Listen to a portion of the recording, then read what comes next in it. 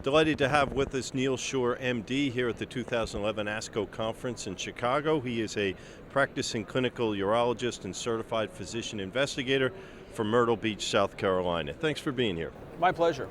So it sounds like you're too busy to play golf in Myrtle Beach. Yeah, unfortunately, there are too many people with advanced prostate cancer to take care of and too many fascinating clinical trials to be involved in. What led you to this study? Well, I've done a lot of work in advanced castrate-resistant prostate cancer. And we had been routinely using Zoledronic acid since its approval in 2004. But when I saw the difference in the new pathway of rank ligand inhibition, it was very interesting to me. It's an easier mode of administration, sub-Q versus intravenous, no requirement for renal monitoring because it's not cleared from a nephrologic pathway, dissimilar from Zoledronic acid. So we didn't have to check creatinine, didn't have to worry about that aspect. In terms of the infusion reaction, we weren't seeing that with Denosumab as opposed to Zoledronic acid, although it's tolerable, but it's still a factor for some of my patients. So it was very interesting to me to be participating in those trials. I had participated in earlier Denosumab trials in terms of looking at it from its benefit from osteopenia, osteoporosis. So now looking at it from preventing skeletal-related events, that's why I was very interested to participate in the 103 trial, which is some of the data we're presenting here today at ASCO. What can you tell us about the design? So it was a prospective trial, roughly 900 patients in each arm. In each arm, a patient would either receive 1-to-1 randomization, Zoledronic acid adjusted for creatinine, as well as a placebo subcutaneous infusion.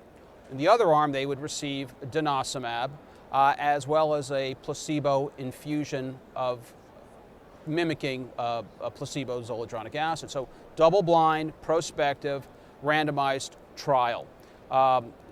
Good-sized trial, over 900 patients in each arm.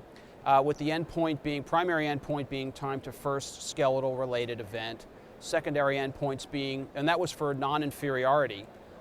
Secondary endpoint was actually for superiority. So I love a trial where a company has the courage to take on a true head-to-head trial. We don't see enough of those. And with a power to look at not only non-inferiority, but also superiority. And what did you find? So what we found was an 18% risk reduction, or a hazard ratio of 0.82, which showed meeting the primary endpoint, favoring or showing non-inferiority for Denosumab versus Zoledronic acid, and then also a statistically significant endpoint, again, an 18% risk reduction in terms of superiority. Superiority in favor of primary SRE, as well as for once they get one SRE, superiority again in terms of an additional SRE. What do these results do to encourage the type of courageous clinical studies you'd like to see? Well, I think what's encouraging is, in the medical oncology community, I think the overwhelming numbers of medical oncologists who treat advanced prostate cancer, particularly patients with bone metastases, had already started patients on an anti-resorptive such as Zoledronic acid. I think the penetration in the urologic community was very, very low.